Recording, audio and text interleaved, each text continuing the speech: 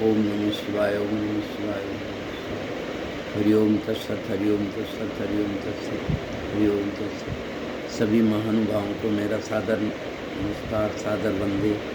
माताओं बहनों को चरण स्पर्श। आज मैं भक्ति साहित्य के आधार के बारे में, जो कि सर्ववेद में आया है, इसको दो शब्द कहूँगा।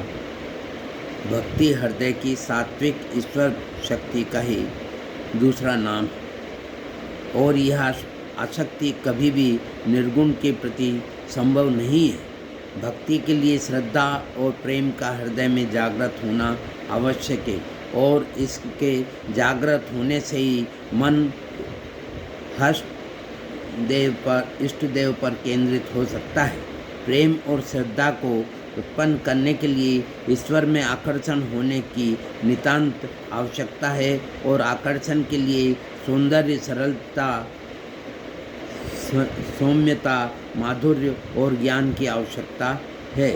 इन सबके साथ ही साथ भक्ति की दृढ़ता में पूर्व जन्म के संस्कार भी साथ देते हैं। प्रेम और श्रद्धा के स्थिर करने के लिए आश्रम की आवश्यकता है और यह आश्रय तीन प्रकार का हो सकता है: भावात्मक प्रधान, ज्ञानात्मक बुद्धि प्रधान और प्रतीकात्मक मूर्ति रूप। इस प्रकार हम सर्ववेद में, जो कि विहंगम योग का प्रधान सब ग्रंथ है, सर्ववेद का जीवन में आचरण मनुष्य को महान बनाता है।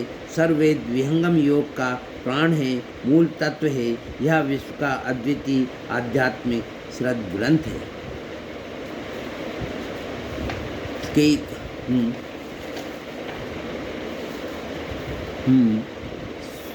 आज आगत स्वागत नित्य गुरुवर, संत सुभागम आइए, अध्यात्म विद्या दिव्य ज्योति सोमरथ बरसाइए।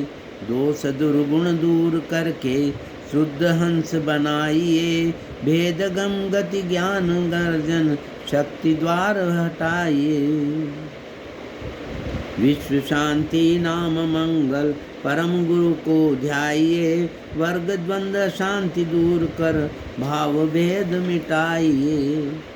अद्भुत मार्ग योग विहंगम मैं तुमको बतलाऊंगा, यदि विधिवत तुम साधन करियो अमर लोक पहुंचाऊंगा। इसके कारण ही जिस प्रकार वृक्ष के मूल में जल सिंचन करने से सारा वृक्ष हरा भरा पुष्पित पल्लवित हो जाता है, उसी प्रकार एकमात्र सर्ववेद के से स्वाध्याय एवं पाठ से मानव के आध्यात्मिक जीवन का पूर्ण विकास हो जाता है। ऐसा मेरा पूर्ण सत्य विश्वास है। ब्रह्म विद्या पर प्रकाश है, भक्ति मुक्ति सुख धाम, गाथा यह अध्यात्म है, अमत सनातन नाम। इसके परिप्रेक्ष्य में आज प्रथम मंडल का 8वां अष्टम अध्याय सुमिरन एवं संत का वर्णन का, जिसका कि 25 दोहे से 30 दोहे का मैं वाचन करूँगा और सबको लाभ दूंगा, लाभ को देने की कोशिश करूँगा। यही मेरा उद्देश्य है। अलख के मंडल आय कर परखो सुरती लगाए, तब आगे डोरी धरो गुरु गम में लवलाए।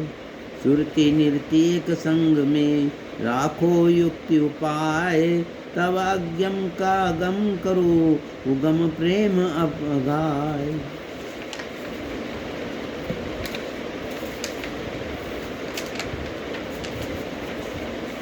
सद्गुरु सेव अनन्य से हर गुरु वैदिक ज्ञान, कर्म पास दुख कटत है मिटत मोह अज्ञान।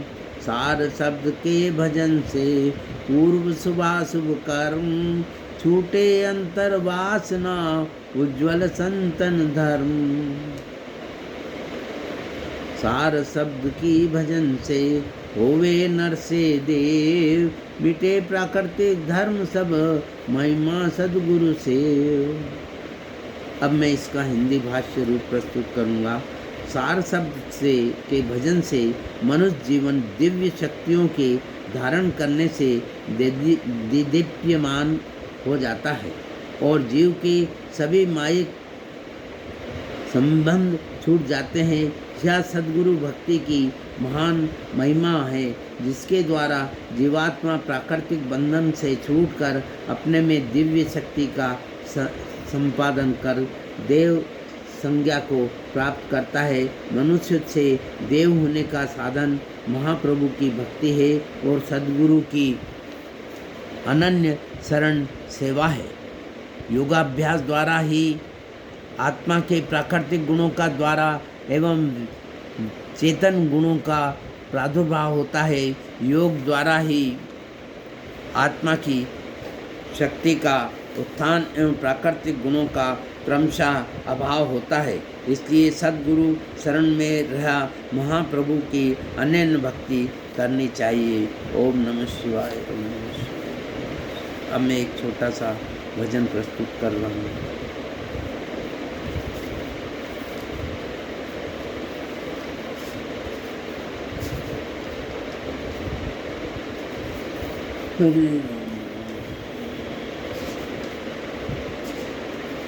अर्जिन ज्ञान किरण पाना है अगर चरणों में प्रभु के, आ जाना तन मन धन सब अर्पण करके, उस एक किरण को आ जाना।